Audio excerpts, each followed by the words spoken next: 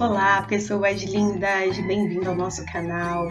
Hoje eu apresento uma atividade sensorial muito simples de ser realizada no celular, com elementos da natureza, como folhas secas, carimbo de batata, tinta natural. No vídeo, usamos Amora e Urucum.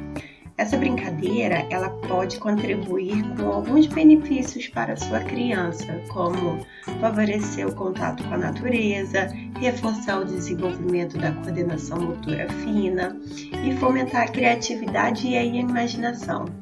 Então, aproveite esse momento e se divirta brincando e aprendendo com a sua criança.